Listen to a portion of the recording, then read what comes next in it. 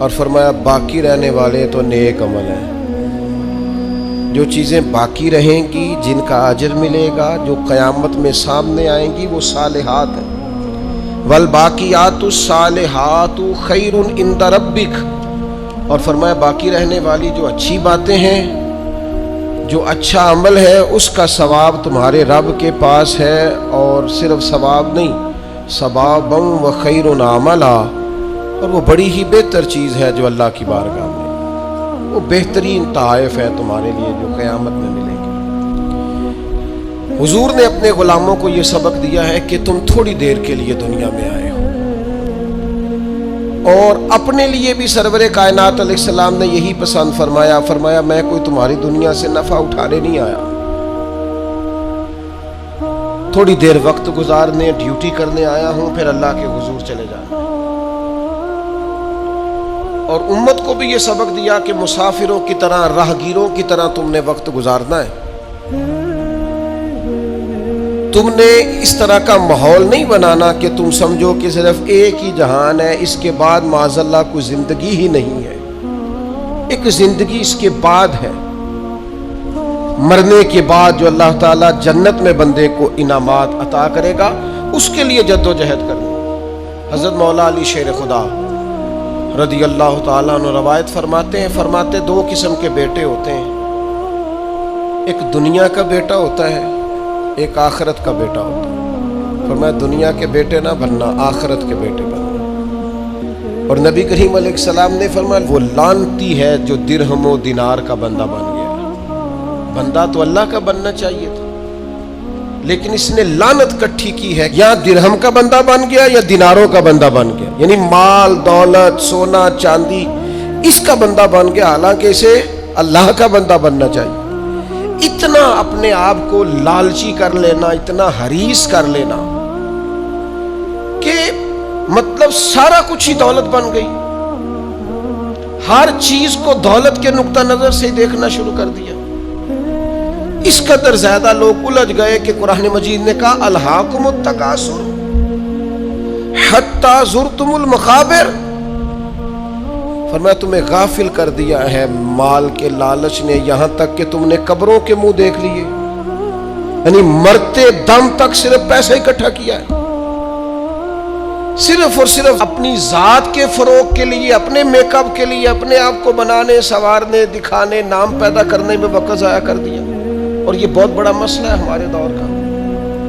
ہم اپنے ذاتی قد کو اونچا کرتے رہتے ہیں ہر وقت، میرا نام ہو جائے، پتہ چل جائے کوئی. اور سیانے بندے، معاملہ فہم بندے، مدبر آدمی، ایسا نہیں کہ بے وقوف ہے، سمجھدار ہے، لیکن بیچارے تصویروں کے چکر میں پڑے ہوئے ہیں، فوٹو بازی کر رہے ہیں. آپ حیران ہوں گے کہ ہماری قوم ایک طرف یہ ہے کہ لوگ بیچارے بلوں کے لیے پریشان ہیں کہ ان کے پاس ادا کرنے کو پیسے نہیں، اور دوسری طرف ہمارے پاس اتنا پیسہ ہے کہ صرف بڑے سارے بورڈ پر ہم نے بڑی ساری ایک فلیکس لگوائی ہے جس کی کوئی ضرورت نہیں تھی. اس پہ عید مبارک لکھا ہے، اور مسئلہ عید مبارک کا نہیں تھا، وہ جو جس کی نیچے فوٹو لگی تھی نا، اس نے ذرا دکھانا تھا کہ میں بھی یہاں رہتا ہوں. لیکن یہ کیا ہے بھلا؟ یہ وہ نفس کی تسکین ہے، یہ وہ قرار ہے کہ جس کے پیچھے تھک گئے لوگ. یعنی کو تھوڑی تعریف کر دے، دل ٹھنڈا ہو گیا، سکون آ گیا. وہ ذرا پتہ چل گیا 10 آدمی مجھے جانتے ہیں، کوئی تسلی ہو گئی. یہ اتنی بڑی نفس پرستی میں انسان لگ جاتا ہے کہ پرانے جو حکمران ہوتے تھے انہوں نے وظیفے پہ لوگ رکھے ہوتے تھے کہ تم نے ہماری تعریفیں کرنی، تنخواہیں ملتی تھی خوش آمدید کرنے کی. شعراء کو خریدا جاتا تھا ہمارے مناقب لکھو، نفس کی تسکین. لیکن کچھ رب کے بندے ایسے بھی تھے جنہوں نے قرآن جب غور سے پڑھا، جنہوں نے احادیث مبارکہ کو بالغ نظری سے دیکھا، جنہوں نے صحبت رسول قریب سے اٹھائی، تو انہیں طے ہو گیا کہ اصل گھر تو آخرت کا گھر ہے. والآخرۃ خیر وابقیٰ، آخرت خیر والی بھی ہے، ہمیشہ باقی رہنے والی. جب یہ طے ہوا تو پھر ان لوگوں کی صورتیں لوگوں کے سامنے آئیں، تو ان کی زندگیاں بھی لوگوں نے دیکھی، تو عش عش کر اٹھے ان پہلی صف کے زاہدوں کو دیکھو گے نا تو جب سب سے پہلے نام گنو گے تو ان میں ایک نام حضرت عمر فاروق کا بھی ملے گا۔ معاذ اللہ ثم معاذ اللہ نقل کفر نہ باشد۔ کچھ لوگ ایسے بھی ہیں رفس زدہ اور ایسے لوگ جنہوں نے معاذ اللہ ثم معاذ اللہ صحابہ کے بارے میں جن کی رائے ٹھیک نہیں۔ آپ حیران ہوں گے کہ جو معاذ اللہ ثم معاذ اللہ حضرت عمر کے بارے میں رائے ٹھیک نہیں نہ رکھتے، یہ کمال ہے نا۔ جو رائے ٹھیک نہیں رکھتے یہ وہ بھی کہتے ہیں کہ 10 سال سے زیادہ وقت تک 24 لاکھ مربع میل پہ حکومت کرنے والے شخص نے اپنے گھر میں 1 روپیہ بھی نہیں جانے دیا۔ آپ اسے چھوٹی بات سمجھتے ہیں؟ بہتا دریا ہو اور بندہ کہے نہیں میں نے خشک رہنا ہے، یہ کیسے ہو سکتا ہے؟ یعنی کٹر مخالف بھی کہتا ہے کہ نہ مال خزانہ میں سے کوئی عمر کی جیب میں آیا ہے نہ عمر فاروق کی اولاد کی جیب میں آیا، انہوں نے آنے دیا ہی نہیں۔ وہ جو زہد تھا نا ذہن بن گیا تھا کہ دنیا نہیں کٹھی کرنی آخرت بچانی ہے۔ اور یہ ایک بات اور بھی ذہن میں رکھ لیں، زہد سے مراد یہ نہیں کہ بندے کی جیب میں کوئی شے نہ ہو تو پھر وہ زاہد ہوتا ہے۔ حضرت سلیمان بھی زاہد تھے پر انہوں نے دنیا پر حکومت کی ہے۔ زاہد تھے جناب یوسف علیہ السلام بھی پر حکمران بھی تھے۔ کوئی نہیں ملے گا اتنا بڑا زاہد جتنے بڑے زاہد اور پرہیزگار حضرت عثمان غنی تھے، پر گھر میں لاکھوں کروڑوں پڑے رہتے تھے۔ پیسہ ہونا اور بات ہے لیکن دل پیسے سے لگا ہونا یہ اور بات ہے۔ حضرت عمر رضی اللہ تعالیٰ عنہ کی زندگی ساری پڑھ لو اور غور سے پڑھ لو، معاذ اللہ کوئی ناقدانہ انداز میں بھی پڑھ لے، مخالف آئے میدان میں ایک بات ماننی پڑے گی کہ دائیں بائیں آگے پیچھے دولتیں پھرتی رہیں پر فاروق اعظم کی نظر کو دولت لبھا نہیں سکی۔ ان کا دھیان سیدھا یا بیت اللہ شریف کی طرف رہا ہے یا گنبد خضرا والے محبوب کی طرف رہا ہے، لبھایا نہیں کسی چیز نے، نہ کوئی چیز قریب آ ہی نہیں سکی۔ حضرت سعد بن ابی وقاص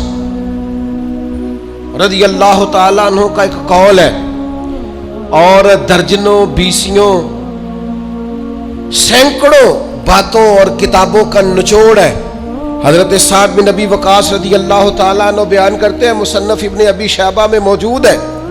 حضرت سعد بن ابی وقاص کہتے ہیں مجھے اللہ کی قسم عمر کوئی ہم سے مقدم آدمی نہیں تھے لیکن درجہ بہت زیادہ لے گئے۔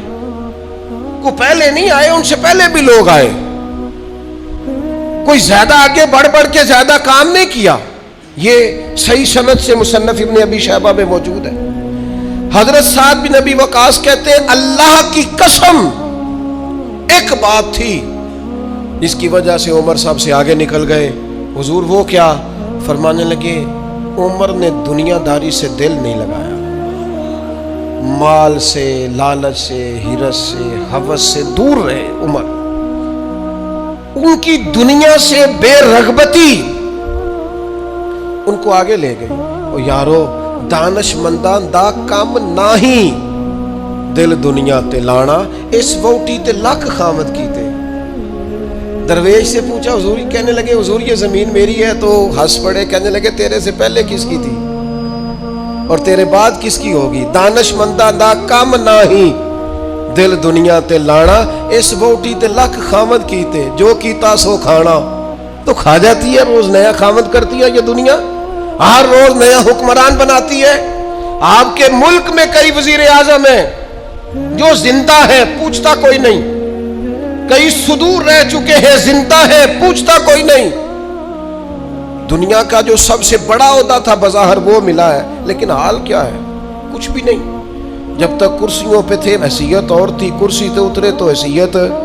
حضرت عمر کی زندگی کا بڑا سبق یہ ہے کہ دنیا سے بے رغبت ہو جاؤ، جو تمہارا ہے بس وہی تم نے حاصل کرنا ہے۔ آنے والی نسل کو بھی حرص، ہوس، لالچ، مفاد پرستی پہ نہ لگاؤ۔ آپ نے ناراض نہیں ہونا، چند دن پہلے مجھے ایک یونیورسٹی میں بلایا گیا لیکچر کے لیے، وہ کہنے لگے جی مین آپ نے بات چھیڑنی ہے، بالکل مین. آخر کیا وجہ ہے کہ پڑھے لکھے سمجھدار اتنی بڑی ڈگریاں اور پھر لوگ غلط طرف نکل جاتے ہیں؟ تو میں نے کہا مجھے زیادہ تو نہیں پتا، لیکن ہم جب پڑھتے تھے نا تو جس بچے سے پوچھتے تھے نا، زیادہ بچے یہی کہتے تھے بڑے ہو کے کیا بنو گے؟ کہتے میں نے ڈاکٹر بننا ہے اور مخلوق کی خدمت کرنی ہے. زیادہ تر یہی کہتے. وہ بڑے ہو کے ڈاکٹر تو بن گئے پر اگلا لفظ بھول گئے. ڈاکٹر بن گئے وہ، لیکن مخلوق کی خدمت کرنی ہے یہ وہ. پھر انہوں نے چونکیاں رکھی ہیں 2-3، ایک پہ فیس جمع کرا لو، ایک آگے آ جاؤ، یہ اتنے پیسے مشورے کے ہیں، یہ پھر دوائی بھی وہاں سے لینا جہاں سے میں نے کہی ہے، ٹیسٹ بھی اس لیبارٹری سے کرانا جو سب کی بات نہیں کرتا، لیکن جو ہے وہ بہرحال ہے. خدا را کہیں تو دنیا داری چھوڑ دو، کسی مقام پر تو اس کو چھوڑ دو. وہ یار میں تو اس دن بڑا ہی تڑپا تھا جس دن ایک بوڑھے نے مجھے آ کے کہا تھا پیر صاحب میں تہاڈی ماں باپ دی شان تے تقریر سنی ہے، کیا بات ہے. لیکن آپ کو پتہ ہے آج کل بچوں سے بھی عزت کرانے کے لیے باپ کا مالدار ہونا ضروری ہے. ابا غریب ہو تو وہ بچوں کے لیے زیادہ قابل احترام.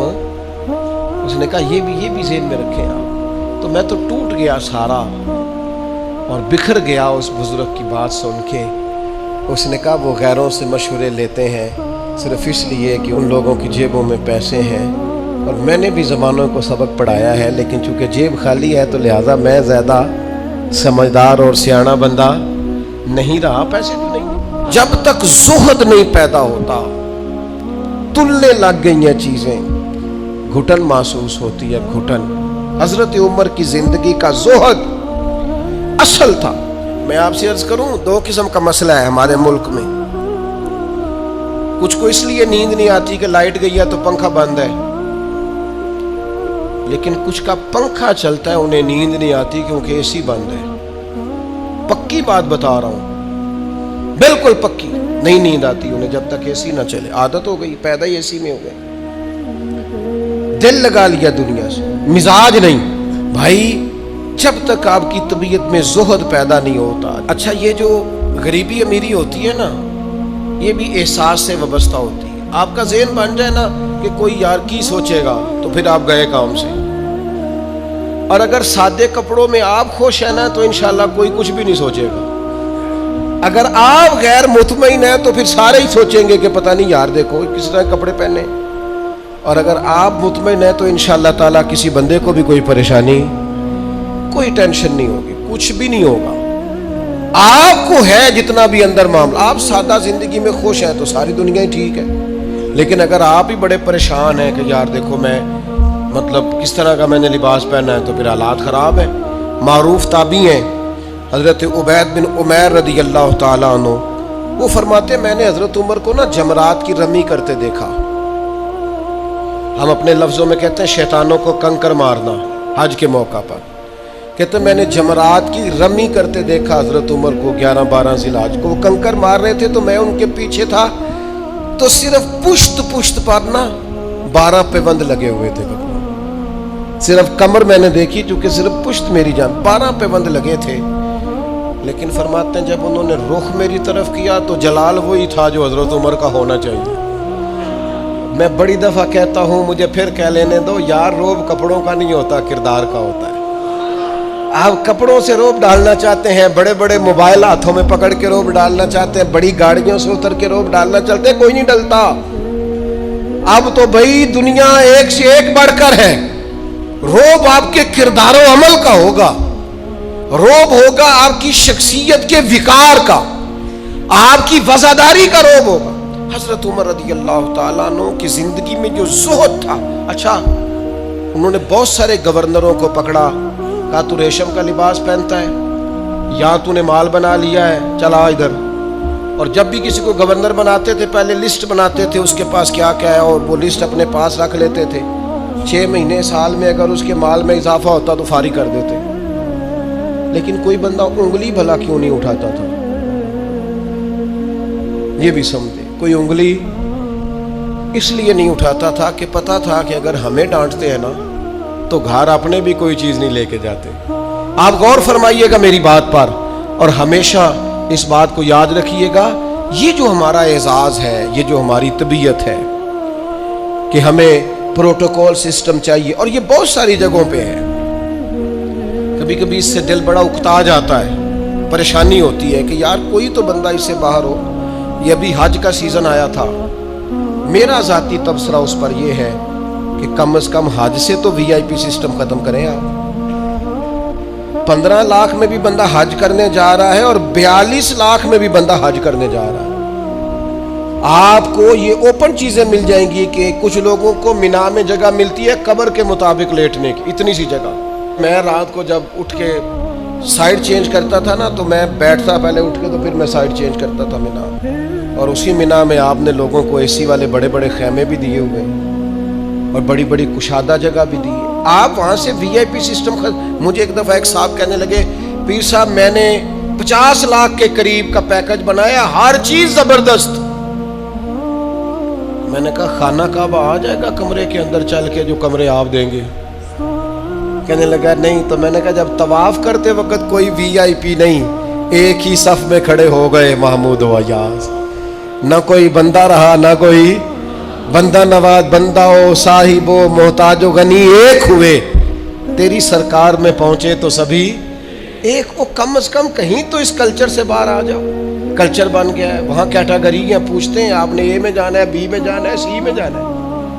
आपको सादे लफ्जों में कहते हैं जितना गुड़ पाओगे उतना मिठा हो, जितने पैसे खर्चेंगे उतनी आपको VIP होटल मिलेगा, VIP सवारी मिलेगी, वहां सिस्टम मिलेगा। कम से कम किसी जगह तो मुसलमान छोड़ दें। सहाबा फरमाते हैं जनाब उमर जब हज करने गए और अमीरुल मोमिनीन गए, और अमीर वक्त उस वक्त खुतबा हज देते थे, नमाजें पढ़ाते थे, फरमाते हैं कोई किसी किस्म का प्रोटोकॉल नहीं था। जहां गर्मी ज्यादा होती थी वैसे दरख्त के नीचे आराम करते थे, जहां गर्मी ज्यादा होती थी वहां हजरत उमर अपनी चादर उतारते थे, दरख्त की टहनियों पे डाल लेते थे, छांव जरा घनी हो जाती थी, उसके नीचे आराम कर लेते थे। अगर कहीं जगह पथरीली हो जाती तो वो ज़मीन पर चादर बिछा लेते और वहीं आराम करते। और एक नुक्ता मेरे ज़हन में आया है, मैं आपकी खिदमत में अर्ज़ कर रहा हूँ, मेरा ख्याल है कि जब अमीर वक्त इस तरह का टाइम गुजारता है तो फिर गरीबों को भी गरीबी याद नहीं रहती, फिर कल्चर ही बदल जाता है मुल्क का। फिर कोई बंदा शिकवा नहीं करता, वो समझता है यार मतलब जब हमारा अमीर इस तरह है। लेकिन जनाब अमीर साहब उतरे गाड़ी से और 4 छतड़ियाँ उनके सामने कर दी जाए और हटो बचो और पीछे हट जाओ का रंग हो, फिर कैफियत कुछ और होती हैं। अपनी जिंदगी को सादा करें, अपने उठने बैठने को सादा करें, अपनी ग़िज़ाओं को सादा करें, अपनी मुलाकात से तकल्लुफ़ निकाल दें। आप क्या हैं, कुछ हैं, कोशिश करें कि इंदल्ला अच्छे मोमिन बनने की कोशिश करें। बाकी इस कल्चर से जितना आप अपने आप को बचाएंगे, सोसाइटी में खूबसूरती पैदा होगी,